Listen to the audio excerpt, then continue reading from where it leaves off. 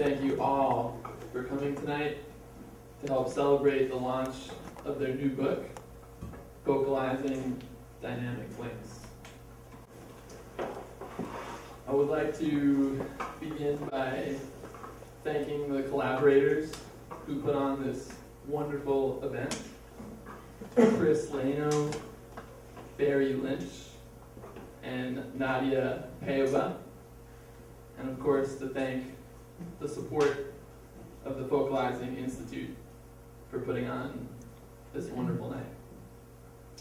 My name is Sam, and I'm standing here with my best friend Nick, and we are honored to open up this event. Nick and I met Michael at a workshop about 2 years ago, where we also met Barry. And we were, like most of you, if not all of you, very profoundly impacted by this work and very deeply affected in our lives. We're so happy and grateful to be here, but when Michael asked us to do this, my first thought was, well, why? And I wasn't sure, as grateful as I felt, why Nick and I would be up here right now. And we had helped to facilitate a workshop in the past, but I didn't quite understand. And I asked Michael, I said, of course, this is a great honor, we'd be happy to do it, but what do you want us to do? And he said, well, just talk about your friendship.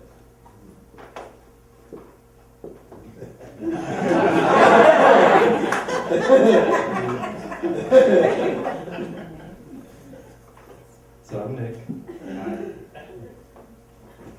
I'm noticing actually that first workshop that I met Michael at, there's a bunch of people in this room that I recognize from that workshop, which is really nice. So basically, I've known Sam since I was 6 months old. Sam's a year older than me. We just ended up on the same floor in Manhattan, and our parents traded babysitting duties, basically. And so, I've known Sam as a friend over so many different periods of time, and one of the kind of amazing things that I think is really special about our friendship is that I was thinking about this more. There was a stability that I always got from those phone calls. And it was just clear that something kind of fed us about it. So kind of reading the book and then thinking about our relationship, it was just, I think, kind of beautiful to read some words put to some things that I've felt with Sam. And then also to feel inspired. I think we both feel inspired of, if we bring more and more source energy into our relationship, where it can go, and what's going to blossom.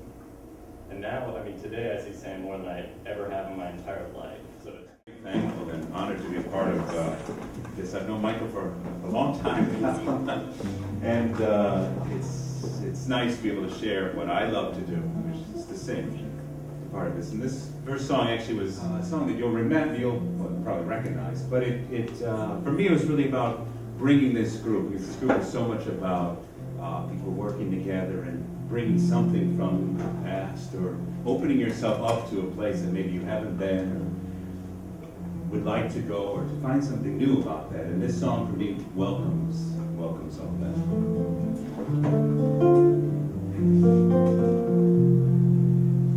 Try to remember the kind of September when life was slow and oh so mellow.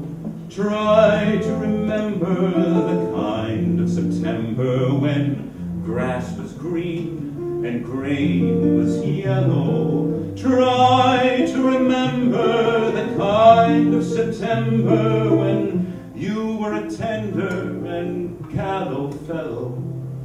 Try to remember, and if you remember, then follow. Try to remember when so tender that no one wept except the willow. Try to remember when life was so tender that dreams were kept beside your pillow. Try to remember when life was so tender that love was an ember about to billow. Try to remember, and if you remember, then follow. Deep in December, it's nice to remember, although you know the snow will follow. Deep in December, it's nice to remember, without a hurt, the heart is hollow. Deep in December, it's nice to remember the fire of September that made us mellow. Deep in December, our hearts can remember and follow.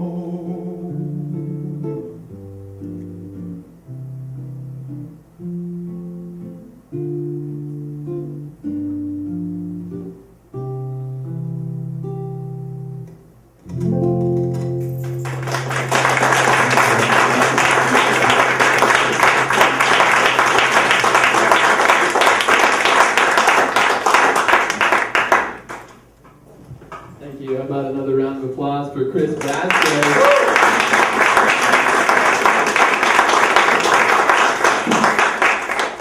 And without further ado, Dr. Michael Picucci and Dr. Barry Lipson.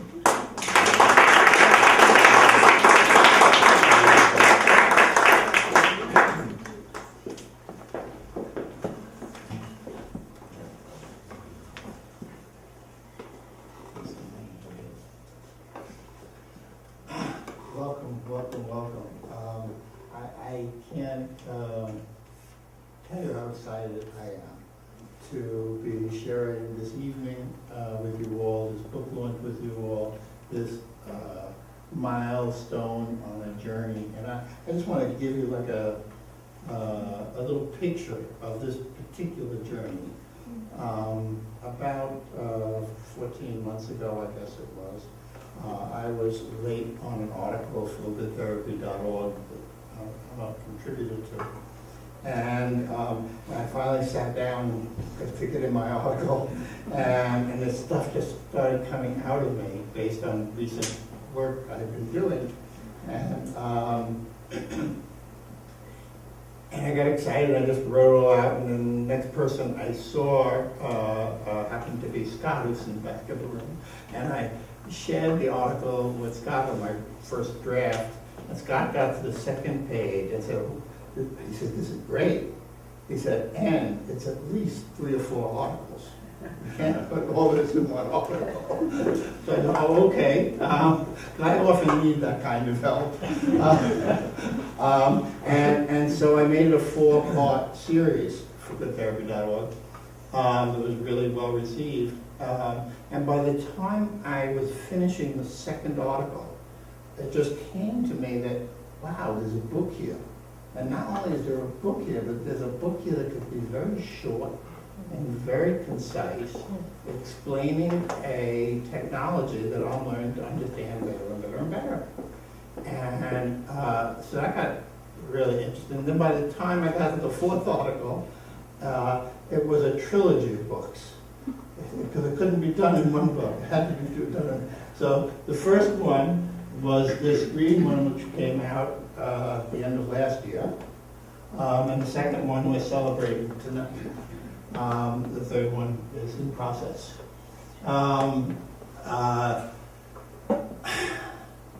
So tonight, I invite you all into that shared journey with me. Just so I'm kind of reporting to you where I'm landing with it at the moment, and just inviting your energy, support, whatever you care to bring to wherever this may go from here. But the best way I know how to do that is not really in words and not even in the written book, although the written book is helpful. It's more of an experiential process. Because if you don't understand the experiential aspect of this technology, or even have a little, a scintilla of a sense of the process, a little kind of felt sense in your being of the process, when you read the book, it won't be as meaningful to you. So I'm going to ask if you would all mind doing what we call in the book a body drop. Meaning just taking a minute to kind of find yourself in the seat comfortably, get a sense of the chair you're sitting on. And, in a way, one of the things that this does, that it just helps drop our energy from our very active minds and so forth, and everyday stuff, down into our body, connecting with gravity. And if you're comfortable closing your eyes, it's really better because there's less visual stimulation, because most of us are not accustomed to looking into our bodies. Or just squinting your eyes. And just follow my instructions for about 2 minutes, okay? Good. So I'm going to ask you all to just take a minute to notice in kind of a curious way any felt sense of your body on the chair, maybe your buttocks or your legs touching the chair or your back, the soles of your feet touching the floor.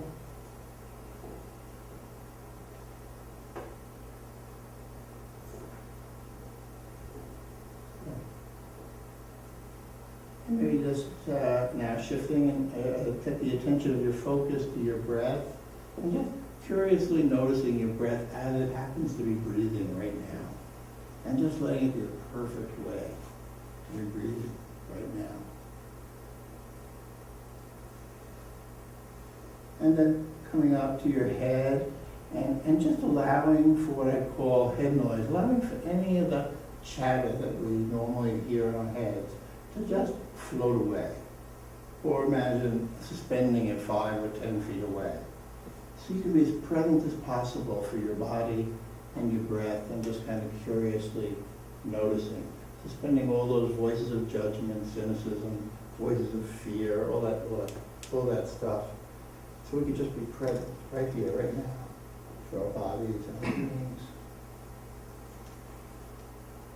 And maybe taking a second now to notice if there was any moment in Chris's song that he just sang to us that for whatever reason touched you or was meaningful to you. And if there was, just allowing yourself to recall that memory and to connect with that memory of that moment. And if nothing in the song did, perhaps any lovely moment in your life. Maybe a special time in nature.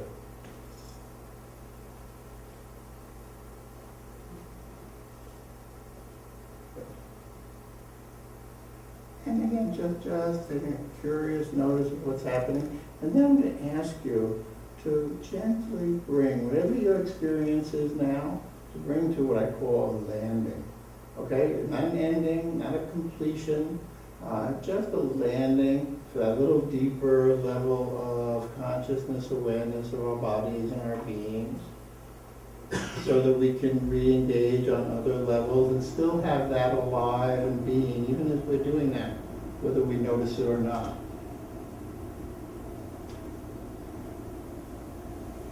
And you can prepare to softly open your eyes as you're ready and reorient the light into the room.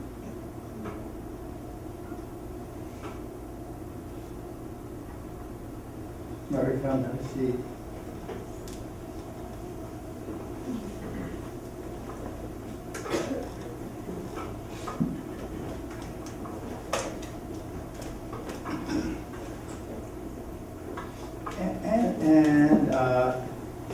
Before I invite Barry to take over a little bit, I would just one of the things, if you read the book, that you'll be being seen as a focal point, is to create an intention for the evening, for a couple hours we're spending together. And I'm gonna just create something really simple so that I think you'll probably all be able to align yourself with it. But if you want to change it a little bit, feel perfectly free to just pull out how you'd like to change it. Okay? So the intention that I'm setting for us as a collective is that when we leave here tonight, that we're happy we were here. For whatever reason, we're happy we made the choice to come. And that perhaps something ignited inside of us that we may or may not even know that can manifest somewhere down the road in a good way. So that would be my intention. Does everyone feel comfortable with that? Yeah. Good. And I invite you all each to make a little private intention for yourself that you don't have to share with anyone or anything, but wherever you are in your life right now, if there is a little intention you can make yourself that perhaps the energy of this evening might be able to support in some mysterious way, to give yourself the opportunity to do that. And the last thing is I have the belief that those intentions can be manifested in you. If you have a belief that you could leave here tonight feeling like, we're glad you're here. Good.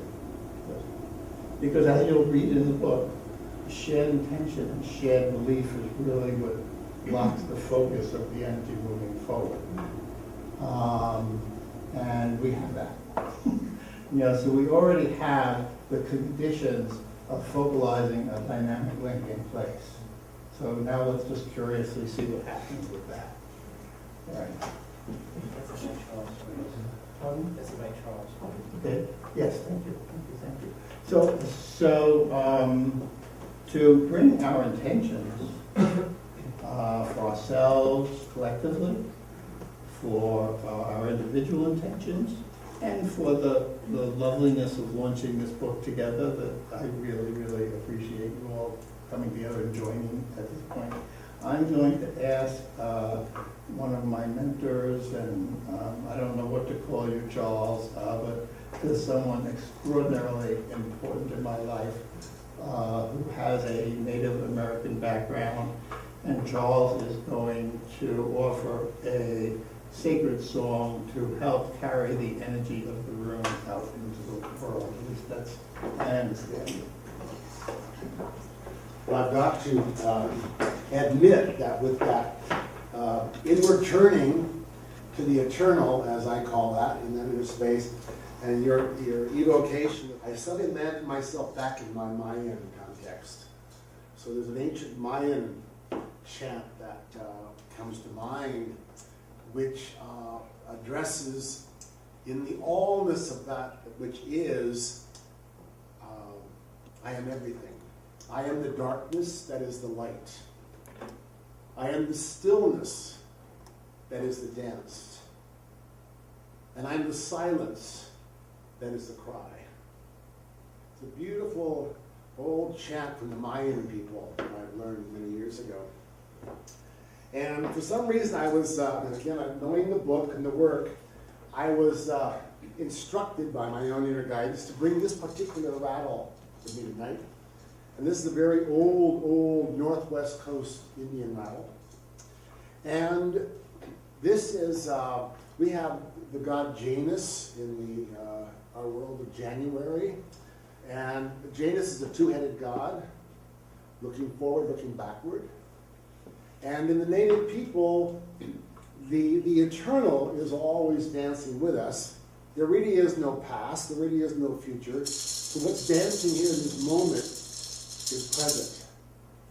And years ago, the elders, so when you shake that rattle, you call the spirits. When you shake that rattle, be careful what it is you're doing and know why you're shaking the rattle. So the Rata wanted to come tonight.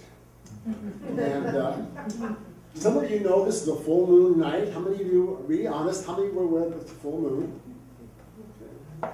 Well, it's a very special time to be having a gathering, a launch such as this. Because all things that come into form and then require releasing start somewhere in the dark of the moon, in a dark place. One never knows what's feeding into that which becomes inspiration, and because someone that particular dream wants to find its way up into the now time in the world.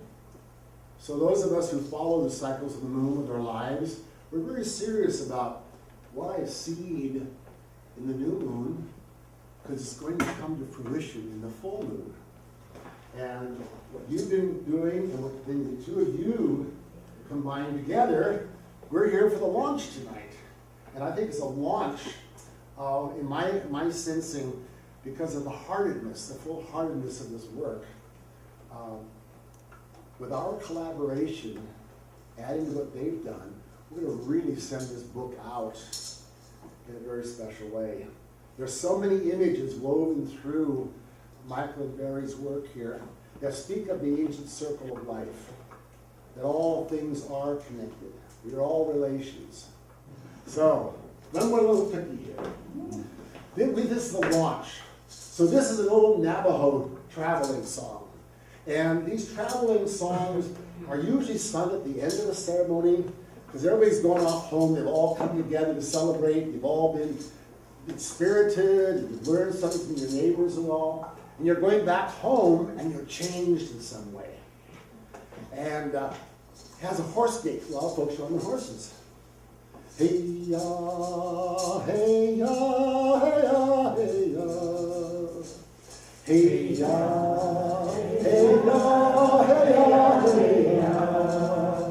Ya, hey ya, hey ya, hey ya. Hey ya, hey ya, hey ya, hey ya. Hey ya, hey ya, hey ya, hey ya. Hey ya, hey ya.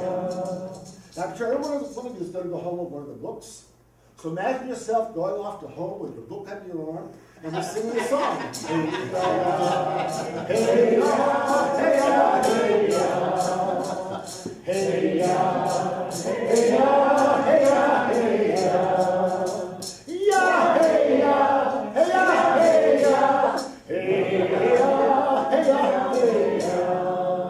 Oh, all right.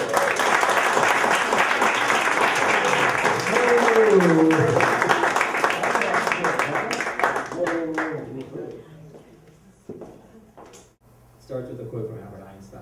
The problems cannot be solved at the same level of thinking that created them.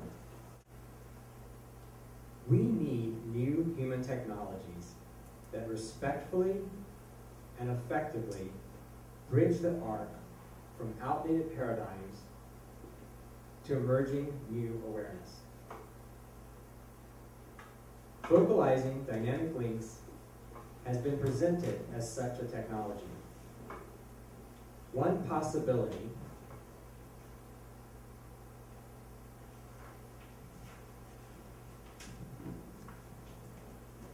for addressing some of the greatest challenges we face in sustaining a continued existence for ourselves and for those still to come. Dynamic links are characterized by the energetic engagement of constant change for our collective well-being. They offer the promise of gracing and assisting our human evolution as more people learn to embrace and engage in this manner. With globalization, the ubiquitous internet, and the proliferation of social networks, the opportunity for forming dynamic links is expanding exponentially. The next leap forward could start in many places. all of us are gradually being met by a new world of promise and possibility.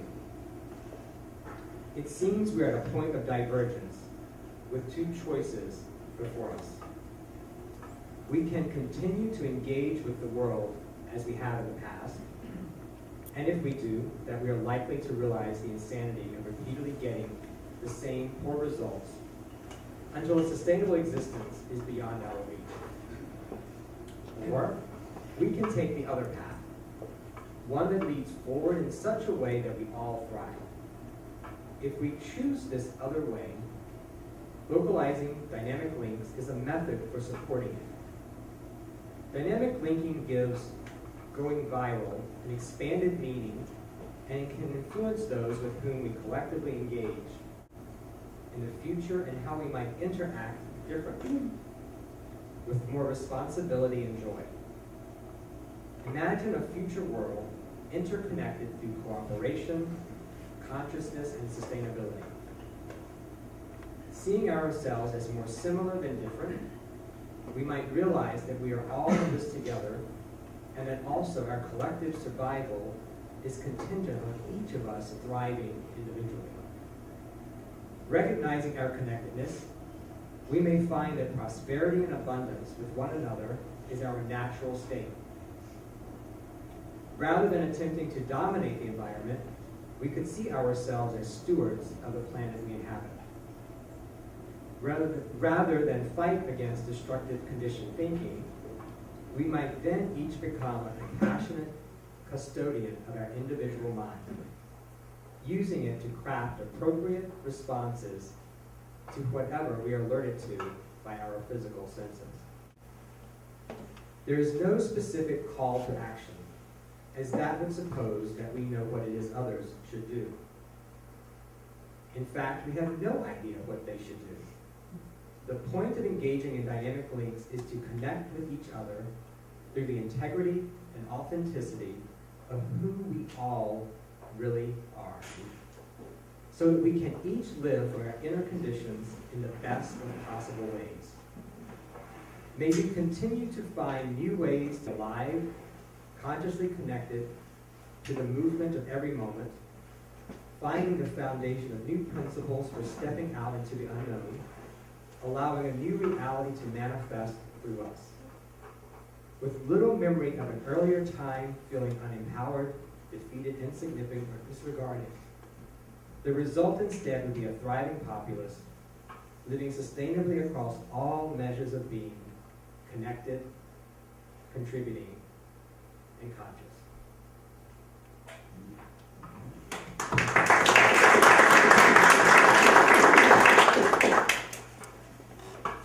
I want to invite Michael. There's a couple places in the book that we speak of a concept, and this conclusion certainly speaks to that as well, of something in the book we call a win-win-win situation.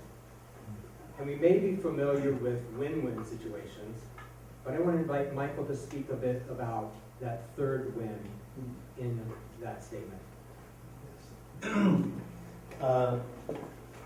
Maybe to make it most concrete for me, our meeting here tonight, our ritual, one might say, coming together to launch a book and to launch concepts and ideas and connectedness.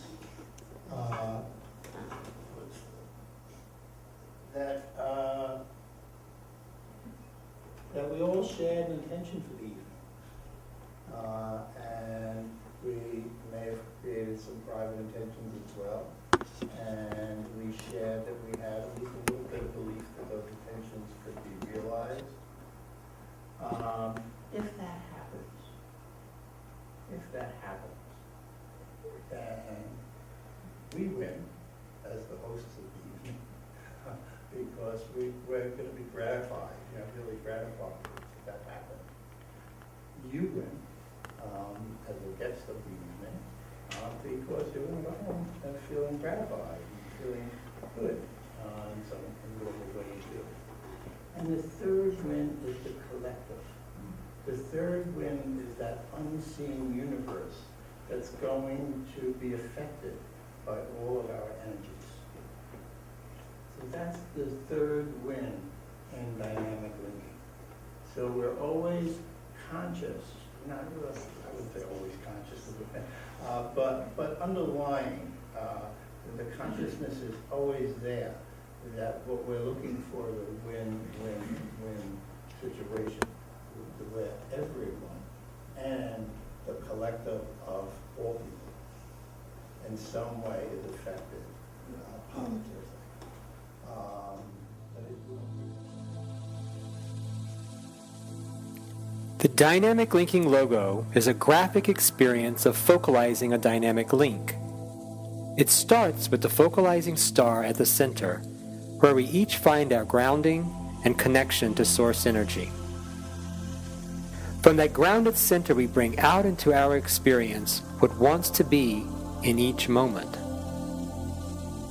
When we do that, we also connect with others, operating from the authentic space of their grounded center.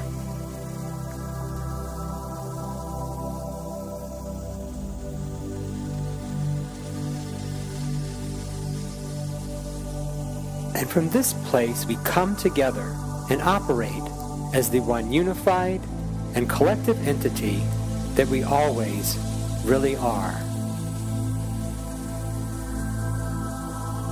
Connected physically in a circle of energy. Yet every dynamic link is different, informed by the individuals in the link and the shared purpose that brings them together.